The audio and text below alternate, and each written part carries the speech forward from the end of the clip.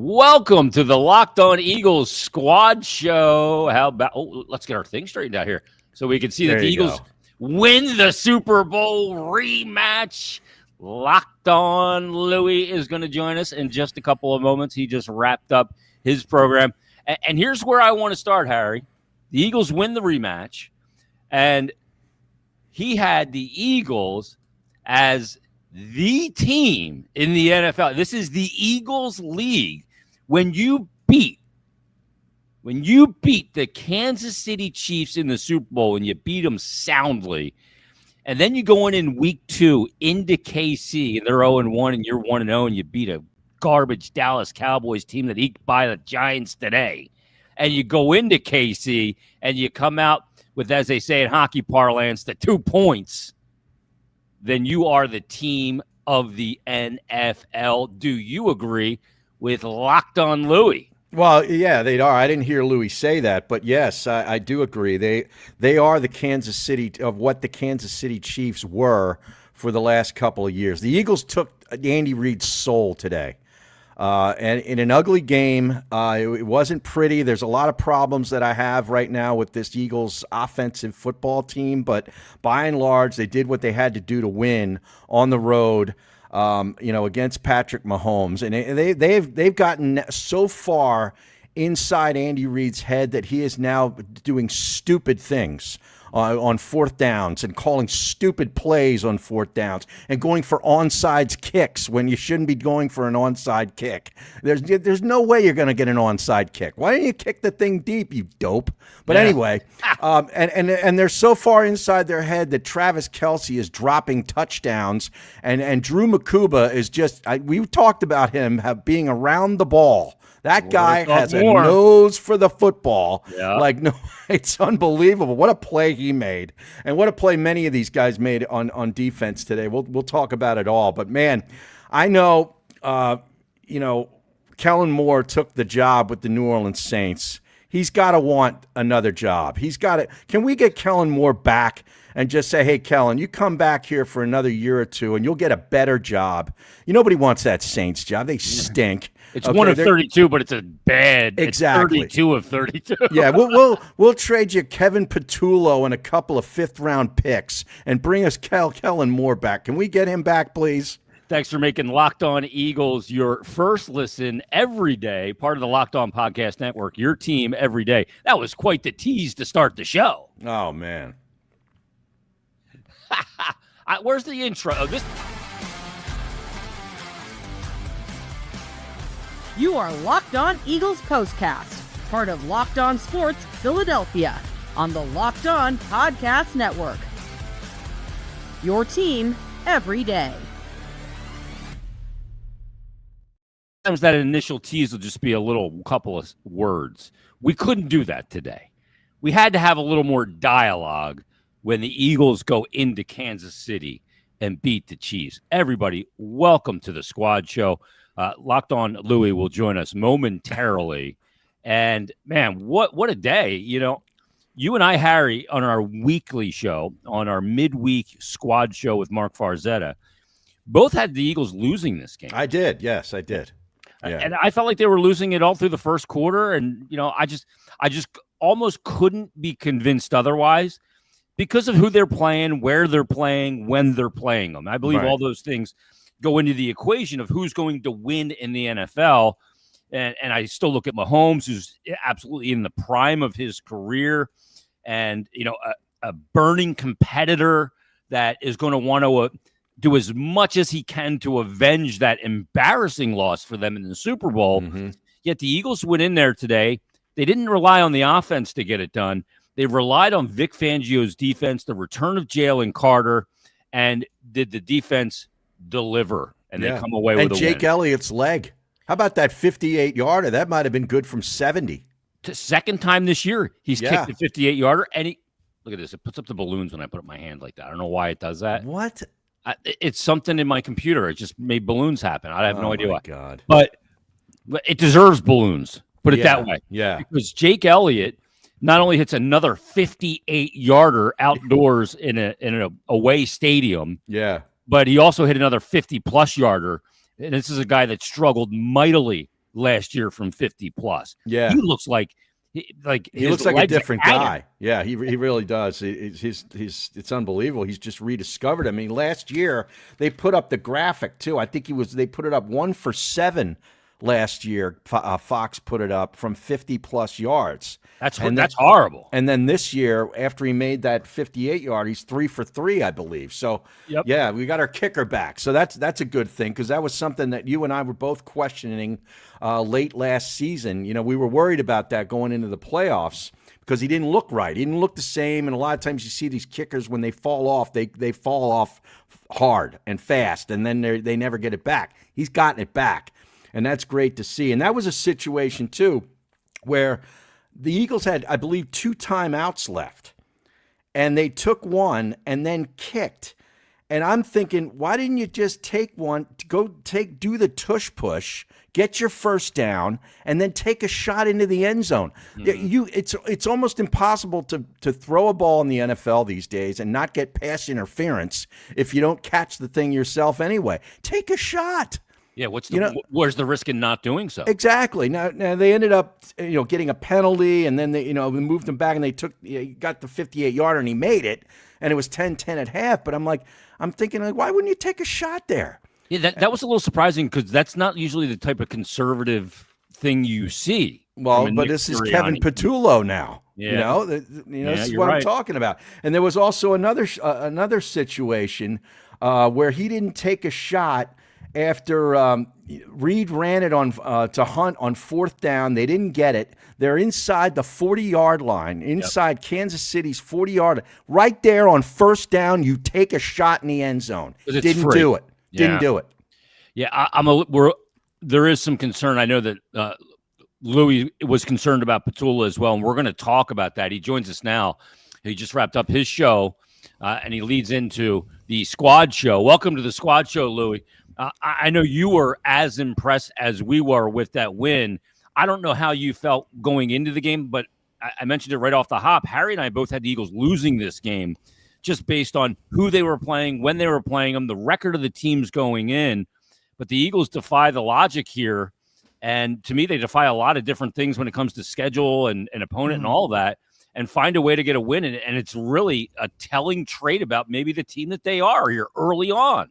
I completely agree. I think when you look at the history of the NFL, the history of that Kansas City Chiefs football team, they've never, you guys have probably said it already, but they've never started 0-2 with Pat Mahomes as their quarterback. So never lost 3 in a row. They've lost 3 in a row now, yeah. It did feel like everything, even though the Eagles roster is better, and they proved that today, it did feel like everything was set up for them to lose this game, right? You're going into Arrowhead in that kind of environment with a desperate Chiefs team, even without the receivers that weren't playing in this football game, Rice, Worthy, and then even eventually Hollywood Brown. Yeah, it did feel like the Chiefs were going to win that game. And for them to come out in a close matchup and find a way to get it done, that to me is all that matters, especially early on in the season when you're still figuring out who you are as a football team. I think in 2024, that first start, being 2-2, taught me a lot about maybe not overreacting in September and letting them figure this thing out, but their battle-tested championship DNA overcame a lot of the deficiencies, especially on offense. So I was impressed. I'm more impressed by that win than concerned.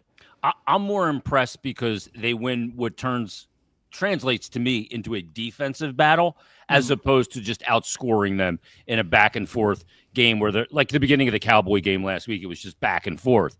This week you lock down. Yeah, they're missing some receivers. Kelsey makes that horrible fumble of a catch. I mean, that is an enormous play. I think Taylor Swift is going to have to write a diss track for Drew Makuba for her next song. Well, she may have called off the wedding, Harry. Yeah, that's true. That could be too. I heard she already returned the ring. So. And she put an Eagles Super Bowl ring on instead. She's from the area. She could get one. That's right. There you go. But, I mean, that's an enormous play in a game from a quarterback delivering a good pass to a quarterback that's headed to the Hall of Fame, throwing to a tight end who's headed to the Hall of Fame after they got embarrassed on the biggest stage in sport in the Super Bowl last year. And this rookie that we were concerned about in the preseason, wondering if he could stay healthy, we saw him one game. We go, wow, he's got a nose for the football. That's why he was drafted. And what has he done in the 2 games he's played so far? Shown that he's got a nose for the football at the NFL level. Yeah, well, that play was similar to the Sanders fumble in the Dallas game. Yep. I mean, Dallas was going in to score there, and he fumbles the ball. That totally changed the game. The Eagles' defense changed the game again. Courtesy of Kelsey needs to catch that ball. He didn't, but look who's there. Boom, Johnny on the spot. Drew Makuba, and it makes a nice return. It's kind of funny. It reminds me of the Chiefs last year, where it just felt like everything kept going their way, right? And even at times, like, did they do some, crazy witchcraft before the game to pull this off? Like, how does this keep happening? But when you're that battle tested, you find a way eventually. And the Eagles, like you guys said with the Dallas game too, it just feels like they always make the timely play. Like, things don't always work out for this football team. They were very inconsistent 2 games in a row in a lot of ways, but in the moments they have to get it done, like that bomb to Devontae Smith to set up that pretty much game-winning touchdown, they didn't have an answer against pressure the entire day until the moment they had to have an answer against pressure. Right. So I don't know. Like, that's to me the most impressive part. And that was the first ball completed beyond 6 yards in the game for the Eagles, which is insane. Yeah, I didn't know that. Really is insane. And that's going to come up in our Patullo conversation in a bit, because he does that off a blitz. He's getting blitzed by Spags big time, and it's a lollipop throw. Right, it was a one-on-one. It almost looked like a back shoulder that wasn't intended to be a back shoulder. Yeah, he just threw it to get rid of it and give Devontae Smith all the credit in the world. He adjusted. He made the adjustment. And he dropped that same play a couple drives before on the left side. Yep. So, again, this team, like, when they have to have it, if you give them a second chance, like, they're not going to miss it. Right.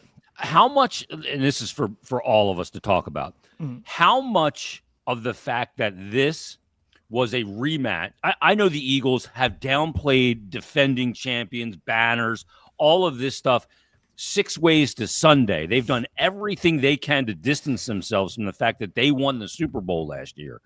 But the team that loses the Super Bowl tends to never distance themselves from the loss. They used it as fuel and motivation, and you're playing the team that you lost to. How much of the fact that this was a rematch of last year's Super Bowl only a couple of games ago, when in the grand scheme of things, it was 7 months ago, but it was 3 football games ago that these two teams faced each other in quick order. How much do we put stock into the fact that this was a rematch of the Super Bowl in week 2 of the season? I think it does matter, even though I think both sides will downplay it, because both have won championships against the other. They've both beaten the other team in the regular season. They're 2-2 in Mahomes versus Hurts battles. But that's why it kind of felt like it mattered in this game. It's like, okay, you beat us in a Super Bowl, we beat you in a Super Bowl. You beat us in a regular season game, we beat you as well. I don't want to say this was the tiebreaker, because I think these two teams will probably see each other again at some point in the next year or two. But maybe this year in the Super Bowl, if he straightens it out. Right. It almost felt like they were like, okay, who is the face of the league now? Is this still the Chiefs NFL, or is this the Eagles NFL? Maybe that's just more of a fan. Eagles NFL. Yeah, maybe it's more of a fan like narrative that I'm thinking about. I don't know if the players think that way, but I don't know. It just kind of felt like a alpha moment. Like, okay, whose league is this? Yeah, and I said that they took Andy Reid's soul today with this win. I really believe that, and they Fangio did. Well, yeah, exactly. When I'm watching Jalen Hurts walk off the field, I'm like, that's what Mahomes was. He's now that guy.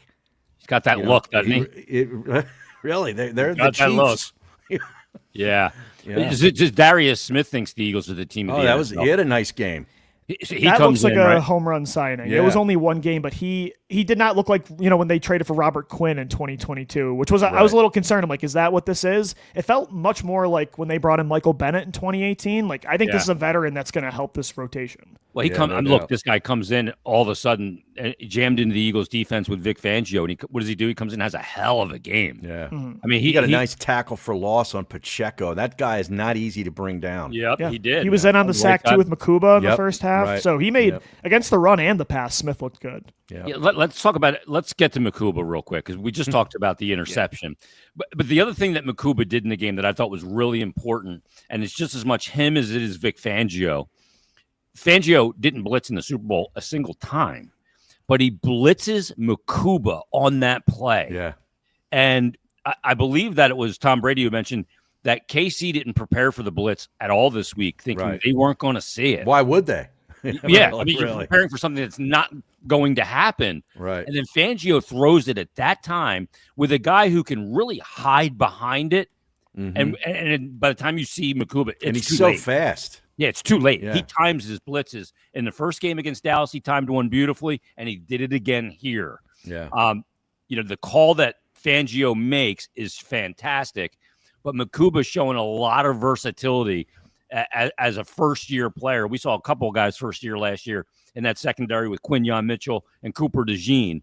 Now you're seeing it with Makuba, and this drafting of Howie Roseman in that Eagles secondary looks like aces once again.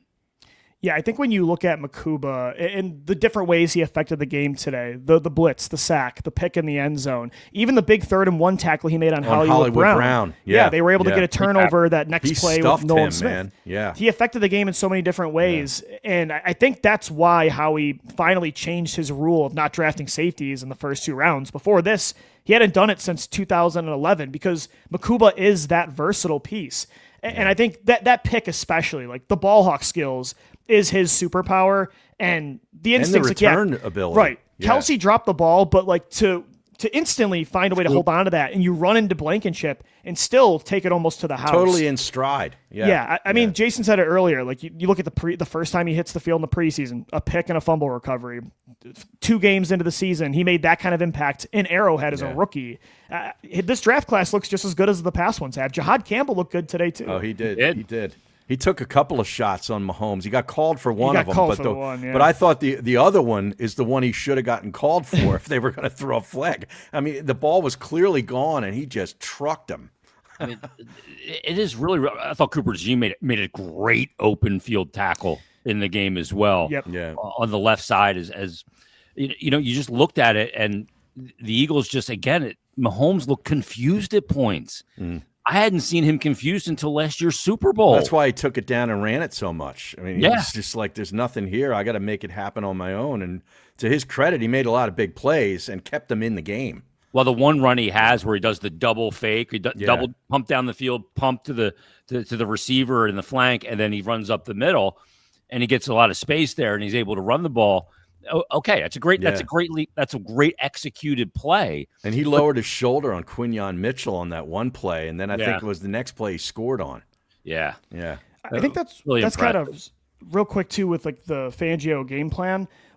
I think that's why it's like for him to shut down maybe the greatest play caller and top 2 quarterback of all time 2 games in a row, just in a vacuum is impressive. But like you guys were saying, he did it in such a different way. They only rushed 4 in the Super Bowl. And for him to have these different kind of blitz packages today, like that just shows what a good defensive mind he is. Because a lot of coordinators say, like, this is what we do. Doesn't matter the matchup. Like, it doesn't matter the personnel. This is our scheme regardless. Fangio's like, no, the matchup's different. Like, we're going to play a lot of man, which we normally don't do. We're going to send blitzes because they don't have any receivers. And we're not scared of Juju Smith-Schuster. So we're going to go after the quarterback. Malleable. I loved that aggressive mindset. And he switched it up based on the new situation presented. And Gannon didn't used to do that a lot, even for as much as Jim Schwartz was a good coordinator. He was very one-trick pony, one-track mind, and that's part of what makes Fangio great. I don't think he's that guy. And think about all the new personnel that he has too. Here he is in week 2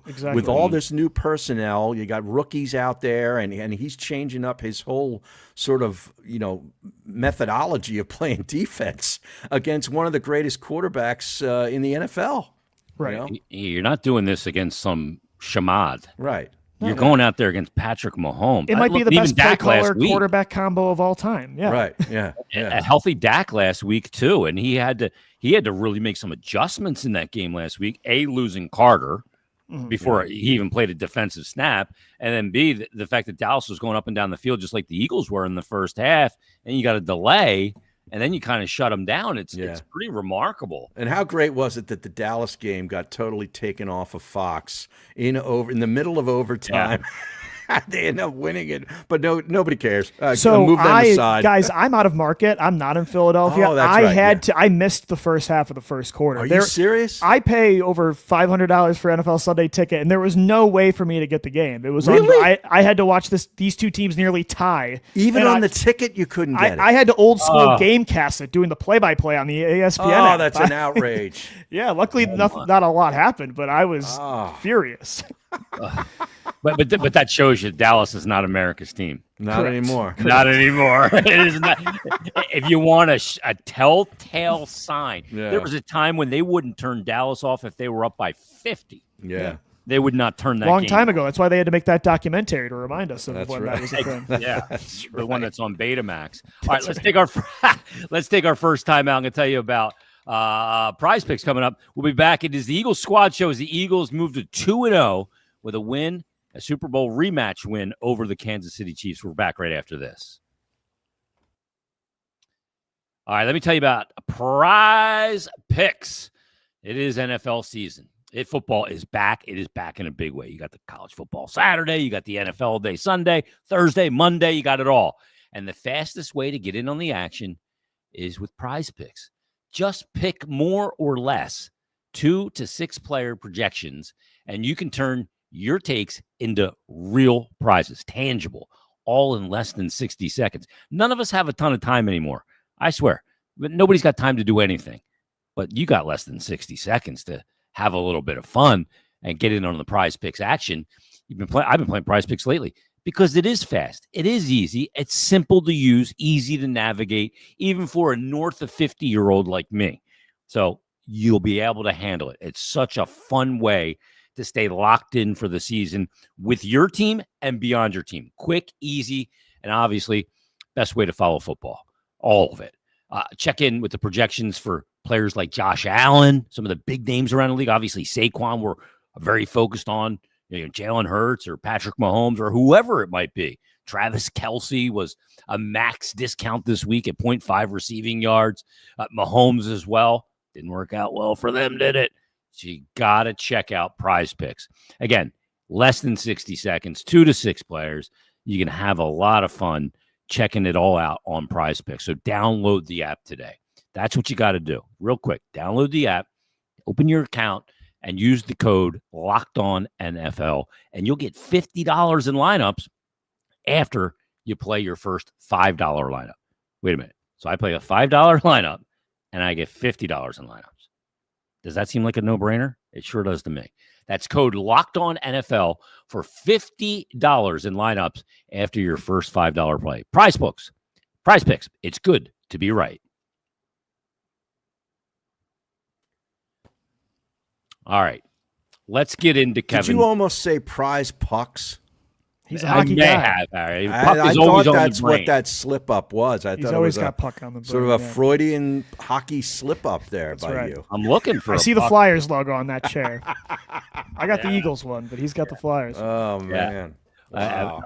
I can't even see a puck around. I got logos everywhere, though. Jeez. Go in there, got another one here. Let's talk about Kevin Patullo. Yeah. Because week one, we came out of that game. I came out of that game. I'll speak for myself. You guys can speak for yourself. I came out concerned that A.J. Brown didn't have a target until late in the fourth quarter and basically garbage time. I have a concern coming out of this game that it took until that Devontae Smith pass that we just talked about to go beyond 6-7 yards on a reception. What is your level of concern with Patullo right now? Because I think we just assumed another guy will step in, another guy will do the job, another guy will get a head coaching job on the way out the door. Well, I mean, it is 2 weeks in. Okay, you don't do any game planning. The play calling in preseason, you're with backups and so forth is really nothing. So I'm gonna hold back judgment, but I don't like what I'm seeing thus far. I'll just say that. You're unimpressed. I'm unimpressed. Yeah. Now, we'll see, where we are 4 or 5 weeks in and make another, we'll grade another time, in maybe week 5. But thus far, I'm just like, I don't really understand the philosophy. What is the identity of Kevin Patullo's offense? I'm trying to figure that out because I can't for the life of me, put a finger on it, so to speak. You got a lot of talent. Now, I know you were down Goddard today and so forth, but man, you got so much talent on this team, and I just don't see the concepts. I'm just curious as to what his whole offense is, if you will. He only passed on first down 4 times. Is that right? Yeah. No. They rushed on first down 9 times, passed 4 times. Yeah. That's the identity part's interesting because you're right. It doesn't feel like even last year they're even committing to the run as much. It does seem like at times during drives they're trying to be a pass-first offense or have that balance. I think they want to keep Saquon Barkley healthier this year. They want to be multiple. Teams are clearly honing in on Saquon and stacking the box like the Chiefs were all up in their business today. Like they definitely were not calling off the dogs. They're sending a lot of pressure looks against the pass and against the run. But yeah, it's like the passing game, even if they're trying more, it looks worse than last year. And you're right. Like there's not a plan. There's a lot of mirroring routes where it feels like there's two routes on this side and then the same two routes on the other side, and they don't interact or try to help each other create separation at all. So or pick. Yeah, they're right. It's none of the routes overlap to help the other route. You know what I mean? It's like they're mirroring, and it takes a lot of people, a lot of plays. So it's only 2 games in, but it just feels like every time the Eagles internally promote for the offensive coordinator position a new play caller, it doesn't work. It didn't work with Mike Groh and Brian Press Johnson. Taylor, Brian Johnson, and Patullo. I don't want to. About him. Wow. I don't want to call it dead in the water. It's only been 2 games, but I'm just getting PTSD from that because I just feel like this is always the reality. Son of Al Groh. I mean, to me, there's 2 things that I take issue with. One is they look predictable to me because of the way they've been stopped. Now, look, KC stopped Saquon in the Super Bowl. They knew they had to, or they had 0 chance to be in that game. And they did a good job against him. They did it. They held him in check again today at 88 yards, a touchdown. He didn't have any home runs today. Yeah. And I love the touchdown run because who did he run off of? Steen. Like we're thinking like, okay, where's the strength of this line? You wouldn't go run off the hip of Steen, yet Steen did a great job on that play. And Saquon goes through for the touchdown. So the predictability is a problem to me. And the other thing is I don't see plays being called to get playmakers like Devontae Smith, like Barkley into open space. Because that's where they're most, and A.J. Brown, where they're most dangerous. Brown, I'm okay throwing into more traffic because he can battle for balls. But I want the speed and creativity in the open field of Barkley and Devontae Smith, and I don't see it happening. No, I feel like A.J. Brown ran the same route all game. It was that 4-step slant, and that was about it. So he just uses his body to wall off the defender. Yeah, shield, right? He's so big. Yeah. And with pressure, it's like at halftime, hey guys, clearly they're just sending the house. Like they're not respecting our ability to answer this. How about a double move?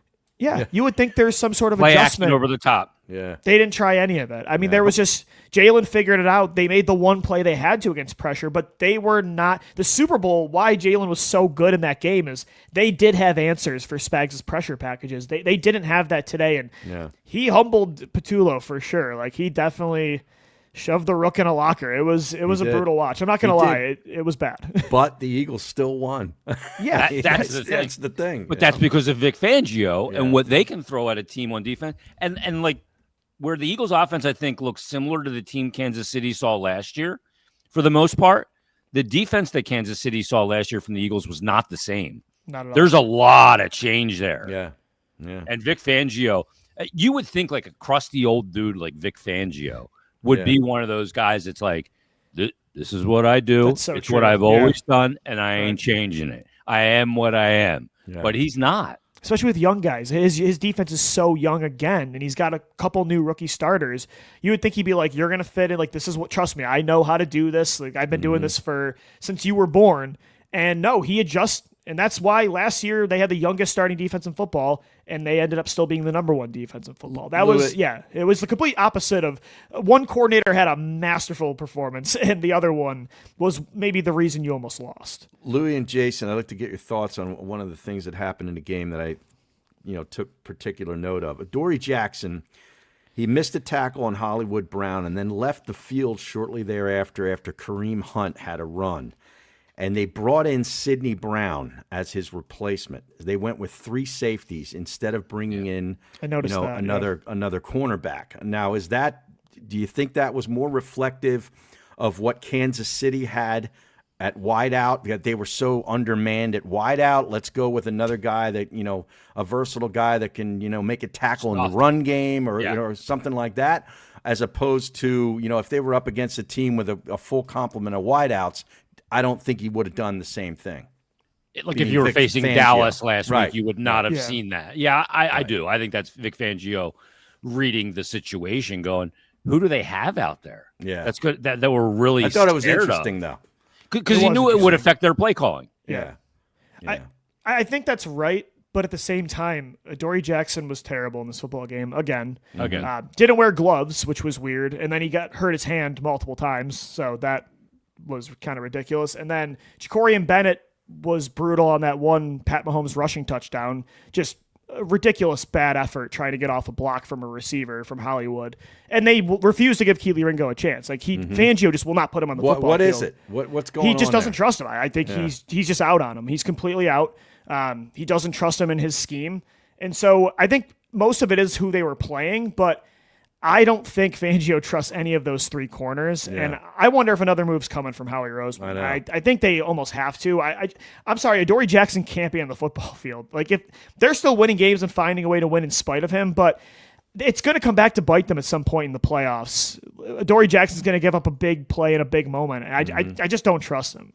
See, the thing is, too, is you've seen the Eagles play two different ways defensively, and he didn't work in either of them. Right. In a team where they're passing the ball like crazy, and you're facing Dak, and the same thing with Mahomes and running, and none of it's working for him. I mean, how many moves can Howie make in season? I mean, he is like, it's really incredible since they cut it down to the 53 man. He's made 5 trades. He has. Yeah. I think he kind of has to try, though, before the trade deadline.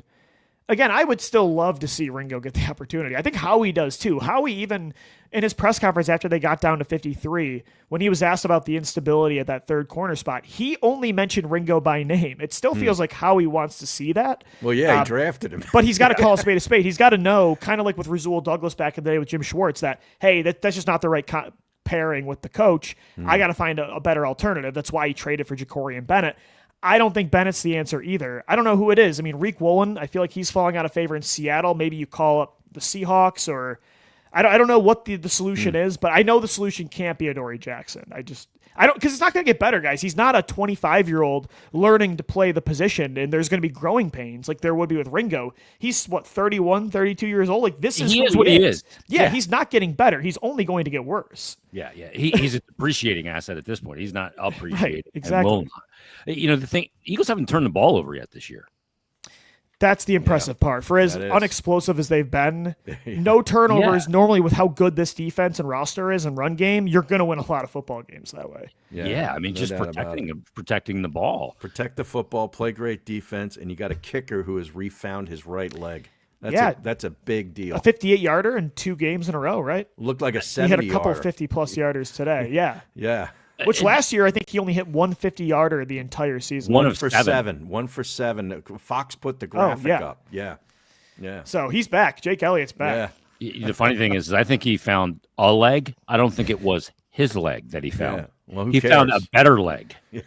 Because all this, when you hit, both 58-yarders, the one last week against Dallas would have been good from 68, and the one today would have been good from 68. And they were in huge absolute spots. Bombs. And look at when they hit them. That's the thing. Yeah. When he made the kicks. Yeah. It was to take a 3-point lead today, and against Dallas, it was like the game winner because they went up 24-20. Yep. Yeah. And also to tie it at 10-10 before the half, which I thought was an interesting setup there. I thought before you came on, Louis, I was like, they had 2 timeouts, and it was like third and short. It was a tush push play. Take the tush push, call a timeout, do the tush push, and then take a shot in the end zone. And then you can always fall back and kick it. They didn't do it. Yeah, I'm not sure why. There's always random times during the season with like those kind of moments that Sirianni gives me a head-scratching decision. And that was definitely one of those again. Or is that a Patullo not? I don't know. I don't know that you know the answer. It's tough. I don't know, because in 2023 we were questioning, like Sirianni said a lot of times, I'm a part of that play calling decisions. Like, when is it Sirianni? When is it the other guy? Yeah. I guess we'll never know. That's why it's always tough sometimes to like critique. I always kind of wary of critiquing coaching in that situation because I don't know all of the details. dynamics. But so it's hard to be like very strong in a stance with that. I would think in those types of situations, the head coach is the guy really making the call. Well, how about him throwing that challenge flag, though? Yeah. Like 30 yards at the end of the game. A rotator cuff. Yeah. But he needs Tommy John after that. They benefited from a couple of offsides on those tush push plays, and I know Brady and Fox pointed it out. The false start twice. Yep, twice. Yeah, and one was really egregious. Yeah. I don't know if it was Dickerson or who it was, but it was somebody jumped big time. Well, the thing is too that makes me wonder about it is, the Eagles put out a ton of video, mic'd up video from the Super Bowl, and we saw how involved Sirianni was in determining, okay, Jalen coming over to him, let's push, let's go for the jugular here, let's go big. Yeah. And they did, and they got that touchdown right after the interception, I think that that Bond had in the Super Bowl, and he was involved in that. And let's be aggressive here. We got them on their heels. So it does make you wonder in that spot where you can tush push your way, get a first down, take a shot, or just kick the field goal. That they didn't. It's you kind of wonder about it. I'm sure that he'll be asked about it either post game or tomorrow, but it's something that I really wonder about because I think that play is going to come under review again in next off season, and it's going to be eradicated. That's my prediction. Because they're having too much success with it. Well, it's just so hard to officiate. Yeah, it's how to officiate it. You heard Blandino. I think Blandino, say what you want about him, but he said, I'm done with the tush push. Yeah. He's Fox's referee guy, okay? Yeah. And I think that's an undercurrent mindset, and they will find a way to get the votes.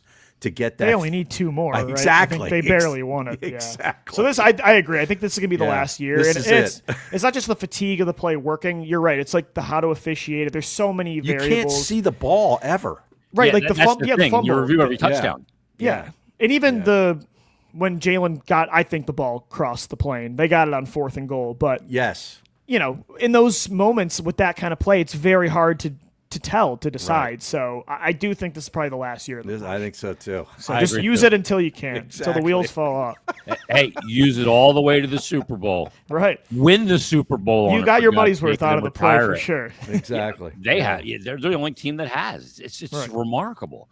All right, let's take our second time out. We'll be back right after this. Eagles beat the Chiefs in a Super Bowl rematch 2017. We're back after this on the Locked On Eagles Squad Show. All right, let me tell you about BetterHelp. Well, our world is crazy right now, and this show is sponsored by BetterHelp. Now, we all turn to some funny places, odd places, maybe on the internet, your bartender, your barista, your barber, maybe even a random stranger in a bathroom when you got stuff going on. Maybe you get good advice there. But not everyone is the right one when it comes to getting the right support. That's the key. That's why BetterHelp is here. Now, with over 30,000 licensed therapists and more than 10 years of experience, BetterHelp helps you find your right match, someone clinically trained and credentialed to guide you through life's challenges. Hey, look, you go through situations throughout your life, whether it's financial, whether it's in your marriage, a relationship, a friend, anything. There's 1,000 scenarios we could come up with. And, you catch yourself venting to a group of friends in group chats, oversharing with friends who mean well, but they're not therapists. Having someone trained to help you through the tough situations can make all the difference in the world. It can bring things to a head quicker. It can have you deal with them quicker and move on quicker. So what you do is you start with a simple questionnaire, and BetterHelp does the matching work for you with one of their therapists. And if it's not the right fit, after you meet with a therapist, you can switch up. You can switch to a different therapist anytime at no extra cost. And it's also very flexible. We talked about it before. None of us have a lot of time in our life. We're very busy these days. Everybody is. You can join sessions online from home, right on your phone, on the go. Pull over in the car, wherever you got to do, which makes therapy fit into your busy schedule. We know that's a big deal. As the largest online therapy provider in the world, BetterHelp can provide access to mental health professionals with a diverse and variety of experience. Find the one with BetterHelp. Our listeners will get 10% off their first month at BetterHelp.com/lockedon. That's BetterHelp, HELP.com/lockedon. All right, so we vented about Kevin Patullo. Let's talk about the return of Jalen Carter and the effect that he had on the game, because I think there was an effect there. We saw some guys on the defense directly benefit from having the big man in the middle. Yeah, Ojomo got a sack. Yeah, in the game. That was nice to see. Za'Darius Smith was very active in his first game. I think he likes Jalen Carter. He goes, this kind of guy's going to eat up this kind of attention around me. Yep. Okay, I'll take that. Because he still got good. To the quarterback. Like Carter still got his. I mean, he wasn't. There's going to be a lot of games like that where the box score doesn't do it justice, like how impactful number 98 was. And you're right. I mean, you saw the difference. I thought the defensive line was actually really good against Dallas. I thought they consistently got pressure, even though they didn't get Dak to the ground. But Carter changes everything because Ojoma dominated his one-on-ones today. I thought in the fourth quarter he really took over getting to Mahomes. Much of that was because of Jalen Carter. Jordan Davis should have had a sack in the first half. Jordan Davis had a good game, too. The breakout seems like it's here for Jordan Davis. I don't want to say he's becoming like a Dexter Lawrence, Vita Vea kind of player, but that was always the ceiling I think they hoped he would get to. And the way he was great against the run today. I think Kareem Hunt was led there. Mahomes led in rushing with 66 yards, but at running back, Pacheco and Hunt only had 53 yards combined. He was great against the run. Yeah. But he played the whole game, a lot of snaps, and he consistently got to the quarterback too. Yeah. So the whole D-line looks – I was a little nervous heading into the season about their depth, but I don't want to say it looks just as good as last year, but it looks pretty good. I'd say this Andy Reid Kansas City team this week looked a lot like a lot of weeks where we saw Donovan McNabb needing to, be the guy to pull the game out. Whether it be his legs or whatever, because you had minimal wide receivers because they're down with injuries. But the Eagles, went through that period where they just had like average Joes at wide receiver. We were always saying they got to get better. They got to get better. Yeah. And he didn't want to run the ball, or he couldn't run the ball. And it was like Never all committed. on the quarterback to make plays. This looks like what's going on right now with this version of the Chiefs. You are so right. Like, I remember those days so vividly with James Thrash and Todd Kingston, and never, I got to do a better job. I got to run the ball more. Like, it's like, dude, stop saying it and do it. Right. But they can't run the ball now. The Chiefs can't run the ball. I mean, in the beginning, he had Westbrook, and then he eventually moves to LaShawn McCoy, and he just never did it. Yeah. And it would just drive you crazy because I think you're starting to see another trait that Andy Reid had, Harry, where it seemed so obvious to pass against the 32nd ranked pass team in the NFL, or so obvious to run against the worst rushing defense in the NFL on a windy day, and he'd throw it 62 times. Yeah. And you were like, what are you doing? What is happening here? It was like he was trying to defy logic. And when things start to go a little sideways for him, I think that's the mode that he goes into. Now, the Eagles have forced him to try and defy logic a little bit, but that's what he does. Yeah. It drove me crazy. This may be even before your time a little bit, Louis. It drove me. It drove this town. I remember. Bananas. Yeah. I do think with the Chiefs, they don't have a lot of talent on offense right now. They're going to need Mahomes to find a way to scrape together wins, like to get to at least 500 until Rashee Rice is back. And I don't want to say like they're done. Like this, the dynasty's over. I can't count him out. Yeah. I'm never going to do that. Even if they're the 7 seed, I will not count out the Kansas City Chiefs with Pat Mahomes. Especially though, because the first half of the season is going to be a challenge for them, but they will eventually get Rice back. They will get Worthy back. Those two with a healthy Hollywood Brown is a strong trio. The problem is like that could have been the reality 2 years in a row, and it just feels like something always happens to multiple starting receivers. They just can't stay ahead with injuries, and that'll be what does the Chiefs in more than anything. If they can survive until those guys are healthy, then I still think they're dangerous. But the problem is 1-4 after 5 games. It's always something with one of them. They have the Giants next week, so they should get their first win. I don't know. Russell Wilson had like 1,000 passing yards. I know. But then they have Baltimore. And then they have Jacksonville. That's right. On the road. Yeah. Like we could be looking at 1-4. I don't want to say 1-4. By the way, 2-3. then they have Detroit. Yeah. It's a first place schedule. I mean, that's the reality. The Eagles are 4-point favorites next week against the Rams in a 1:00 game. Yeah. How about that? Now, and Dallas is playing the Bears. Okay, the winless Bears at Chicago, and the Bears are favored by 1. Wow. Yeah, I'm Dallas sorry. I'm not picking the Bears in any game right now, though. Yeah, but How Dallas could you? stinks too. It's the most Chicago thing of all time to have the first overall quarterback in a 6-quarterback first round, and they got the worst one. Yeah. It is. You're stunning. exactly right. It is amazing. The Eagles next week, like you said, on their schedule, they end up with getting the Rams We're in Philadelphia. 2-0. 2-0, yeah. 2-0. Two Defense 2-0 looks teams. really good.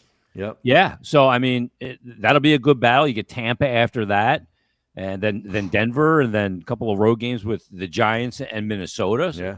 the Eagles, It's not they're off to a great it's not a start. Super Bowl rematch, but it's a divisional round rematch from the It is. playoffs last year. That's why getting early wins, like the Chiefs, the hole they're in is so tough because it can get out of hand quick. Like Yep. an 0-2 hole is brutal. So that's why I always say I'd prefer to have an easier schedule to start because you got to start stacking wins. Yeah. Luckily for the Eagles, they've gotten 2 really tough wins, and because like you said, it does not get easier. It doesn't get easier for No. Kansas City or Philly. And if you want that bye week, like you can't be 0-2. You can't be 2-3, 1-4. Like that's too difficult. well, Yeah. the key is you may get one of those good teams when they're banged up. Yeah.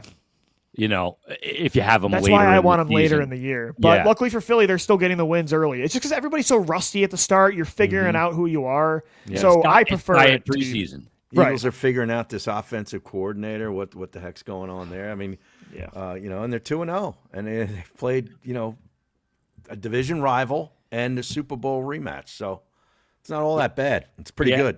Yeah, I mean, last year they're 1-1 after 2 games, 2-2, head into what was a very early bye week, which I hate. But it actually worked out well for them. It did Yeah. because it straightened them out, and they went on a run of all runs after this week. Their bye week smack in the middle, week 9. Like that to me, that's like just about I would like week 10 or week 11 a little better because it's a little more on the back end for a team that you think is going to play a lot more football even beyond the regular season. But I will say this: Kansas City, if they have to go through back-to-back or 3 road games to try and get to a Super Bowl, then I may write them off. Yeah, I don't see that happening. Then it gets a little too much for me because I just don't think they're as good as they don't have the weapons or the depth. And Mahomes is great, but still. I don't know. The defense looks still pretty good, but I don't know if it's enough to carry them like it has the last few years when the offense is so depleted now. Like even with Mahomes playing really well outside of structure, they haven't been able to get the job done. I want to go back real quick too. Do you guys think though, a lot of it's Patullo, but is this just who they are as a passing offense? Because this was the reality a lot last year with Kellen Moore. It was the reality with Brian Johnson and with Shane Steichen. I think this is just the reality when your head coach isn't a consistent play caller, or he doesn't call plays and he's not a good play caller. You're going to have this inconsistency. I think Patullo in a vacuum has not been good, but I don't know. I'm kind of starting to get to an acceptance point with the passing game. I think they will have big games this year throwing, but I think there's still going to be more games like this and like the Dallas matchup. I don't know if they'll never be like the Bills or Bengals kind of passing attack. I've kind of accepted that. I don't know. I just don't understand why they don't run more motions and think like scheming ways to get Devontae Smith open in space.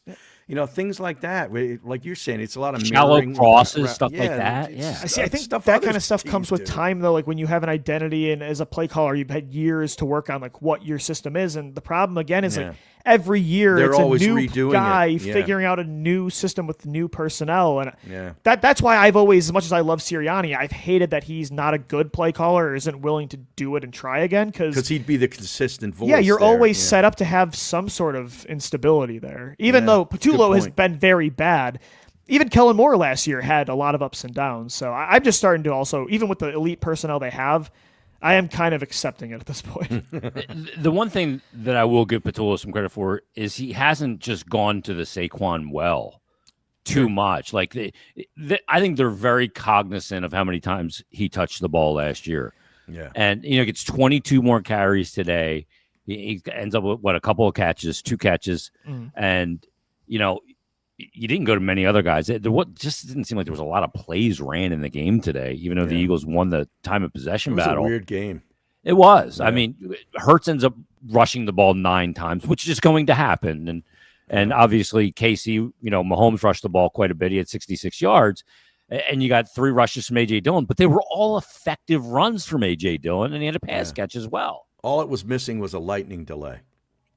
That would have been terrific. The bad weather games continue. This feels like we had a lightning delay. This game was like 90 degrees, and there were chances of like 25-mile-an-hour winds, and feels very reminiscent of 2023 in that way. I felt like every game at the start of the year was bad weather. How many times have you seen 8 targets to A.J. Brown and a total of 27 yards? Yeah. Again, he ran like 4-yard routes every play. I mean, Patullo he has no idea how to use a top 3 receiver in football. Yeah. Is he hurt still? I don't know. He doesn't look it. No. Reports come out this week that a lot of teams called Howie about A.J. Brown, and he was like, no dice, I mean, why would you trade him? You're just looking for another guy like A.J. Brown if you do. I'm not worried about the Eagles ever wanting to move on from Brown. I'm worried that Brown, and we've talked about it on the show before, Brown eventually will say, like, this just, I can't do this anymore. Yeah. Like, I need more than, I'm too good of a player to, even the wins just eventually, I don't want, that doesn't make him a diva or a selfish player in my opinion, but eventually I don't think this will be enough. I do hope, and I think he's too good to not have big games. We know over 3 years he'll have them again, but yeah, you're right. For him to be this uninvolved in 2 weeks is crazy. They went to him early, like twice in the they first tried. series or two, and then he made that one great catch with the one hand spectacular catch in traffic. That was a terrific play. A strong mitts, doesn't he? Oh, yeah. It just feels like they're designing things more for Smitty than Brown this year. Like I don't know. There are clear plans for Devontae, I feel like, in some concepts where A.J. Brown, it's like, hey, you're a top 3 receiver, go figure it out. Yeah. I don't know. Again, I'll have to go back and watch the game again. Go get yourself open. Yeah, it feels like they're making more of a conceited effort to like draw things up for number 6, but I don't know. I think you're right, though, too. I think A.J. Brown's the guy who goes, I want to maximize my skill set, and you're not maximizing it. Yeah. And I think that, you maybe you go and you go on another run, maybe you win another Super Bowl, you get there, whatever. But beyond that, it's kind of like, okay, I've really checked the box of being a winner. Like now I want to be a Hall of Famer too. It's okay for guys to have like individual goal. I hope people like can misconstrue that and twist it as like he's a diva, but that's all players and that's all receivers. So. Yeah. I want to go to those autograph signings and be able to sign HOF. Because I get paid a lot more at those autograph signings than if I don't. No doubt. Let's take our last time out. Harry's going to tell you about Upside right after this. All right, hey, Locked On Eagle fans, are you still paying full price for gas? Stop leaving the money behind. Get real cash back every time you fill up with the free Upside app. That's right, Upside. Simply download the free Upside app in the App Store or Google Play right now and start earning cash at the pump today. Use my limited time promo code, TOUCHDOWN, and get an extra 25 cents back per gallon on your first fill up. That's right, 25 cents back per gallon on your first fill up. You could make up to $300 a year just from buying gas you already need. At first, I thought it was too good to be true, but it's totally legit. Real people are getting paid just to make their daily commutes, and you can too. Plus, you can cash out anytime to your bank account, PayPal, or an e-gift card for Amazon or other brands. You make the call. Don't let this offer drive by. Download the free Upside app now. Use my limited promo code TOUCHDOWN for a limited time 25 cent per gallon bonus. That's a 25 cent per gallon bonus with the promo code TOUCHDOWN.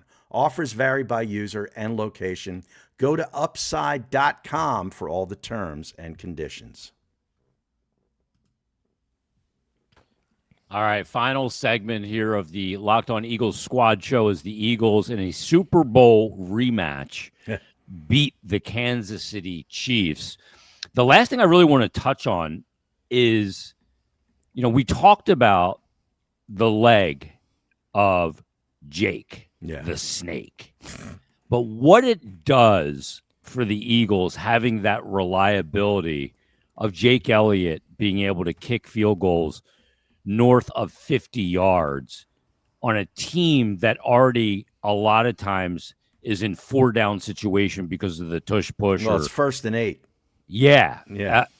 What this does in having a kicker that you have a ton of confidence in that can kick field goals beyond 50, 55, now 58, 2 of them this year, yards, and 3 have more than 50. And combined with the power of the tush push, puts them in a position of being able to grind teams down and control games at a level that was not present at any time last year. Well, and don't forget the punter. This punter has got a freaking leg, dude. I mean, the you NFL talk about substance abuse policy, they're totally drug testing him after this game. He was hitting some bombs. You talk about my a change of field position when that guy kicks the ball. You see how far the dude was backing up? Yeah. He kicked one. It felt like it went for 60 yards into the end zone. I couldn't believe it. He's been the best punter in football the first 2 weeks. Yeah. Yeah, And so I know nobody wants to 70. talk about the punter, and I get why. Right. It's not sexy. But it's a huge weapon. It's huge to change field position. You go 3 and out on your own 25, let's say, and you're at the 32 and you're punting it. Next thing, the other team's taking it over inside their own 15. That's a big deal. Or that's like when you're so talented on both sides of the ball, and then you also have these kind of like specialty item things that work too. The tush push, a field goal kicker that can hit from that distance, a punter that can consistently pin them back inside the 15. It makes you so unstoppable. Like even in these close games, those can be the tiebreakers. The difference is the elite punter and kicker. This specialty play you can't stop. Yeah, like the detail of not just relying on, we're just more talented than you. Like, no, there's nuance to this team too. They have this different kind of stuff they can throw at you too if it's a close game. And it makes them very tough to beat. I mean, I looked at that, and you have a kicker that can do. Look, both of these games that they've played have been in outdoor stadiums. Mm-hmm. Kansas City's got wind. Yeah. Lincoln Financial Field's got directional wind. These aren't stadium, These aren't domed like games. Detroit plays in most yeah, they're not. Yeah. And you're talking about a kicker that's got 350 plus, 2 at 58, and a punter that just can absolutely bomb the ball directionally as well. I mean, the first kick he had, what went out 9-yard line? Yeah. Yeah. Pinned him inside the 9. Yeah. I mean, come on. Yeah. When you have detail like that, and then you throw in a rookie at safety in Makuba, who is doing what he's doing to supplement a team that won last year, they can sit there and say they're not defending anything or all that crap all they want. They're defending it, and they're doing it, and they look better. Especially against a team this week that was down there, one of their big play guys at wideout. And I know they got one loose with Thornton, and actually Mahomes missed one to him a few plays earlier that should have been a touchdown, where Adoree Jackson ran into his own guy. Well, he's had 2 of those just like America's Funniest Home Video kind of plays. Where when you pin a team like that deep with no real deep threat, I mean, it's hard to go 15 plays, in the NFL and score touchdowns. It just is. Well, the teams that can do it are the ones that just control games. Yeah. Because they just bleed you dry. And when they do that, they just take your soul.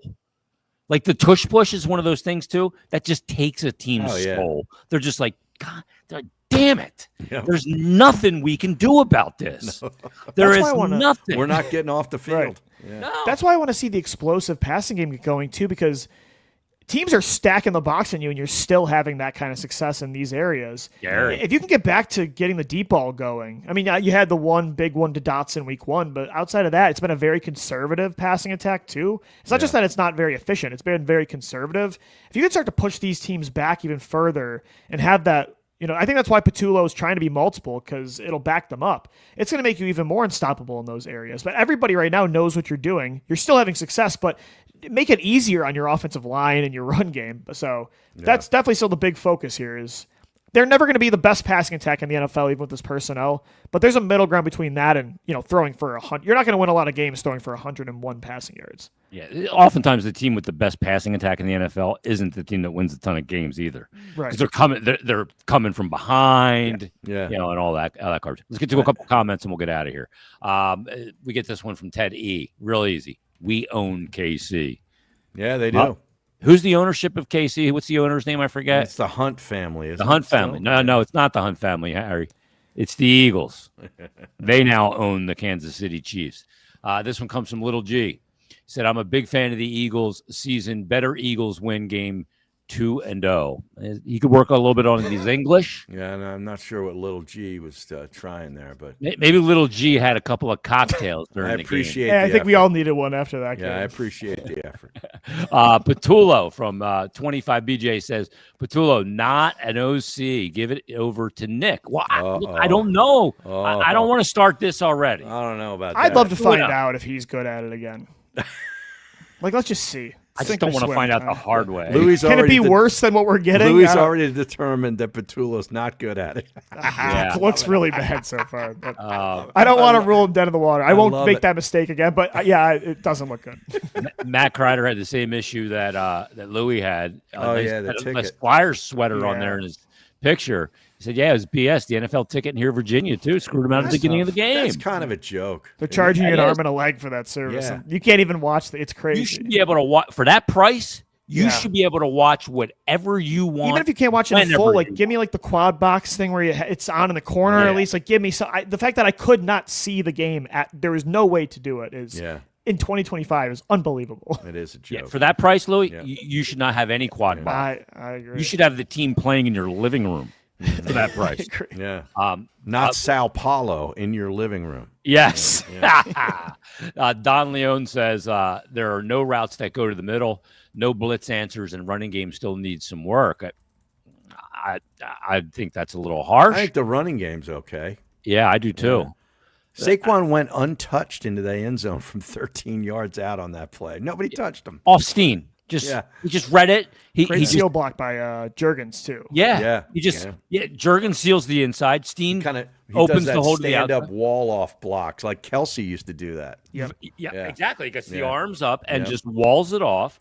And you could see Saquon wasn't like, I'm going to get through this hole as quickly as he let it develop for half a second, a little stutter step, and then boom. It was forget it. The acceleration was on, and he was in the end zone, and it was game, set, match right there. All right, great stuff. Thanks for the comments from everybody. Great stuff here on the Eagles Squad Show as they move to 2-0. We got what next week, Harry, at 1:00? Yeah, the Rams. Yep. Rams at 1:00. So we'll have Louis' post-game show immediately after the final buzzer, and then the Squad Show will pick up after that. We'll have total coverage from you for all week long. Louis got you daily on Locked On Eagles. We got you Wednesday with another Squad Show. And damn it, is this fun or what? 2-0 to start the year. The Eagles are legit once again.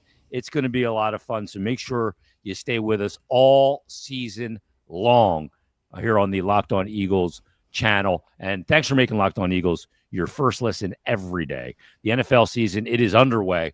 And for your second listen and to get a double dose of Locked On NFL, check out the Locked On NFL podcast with Tyler the Madman Rowland, who gives you a shot of espresso to start your football day while Tony Wiggins takes you into the barbershop for the smoothest breakdowns to end the day. Total football coverage. Find Locked On NFL on YouTube or wherever you get your podcast. For Harry Mays, Louis DiBiase, Eagles win. We will talk to you next time on the Locked On Eagles Squad Show. Have a great day, everybody.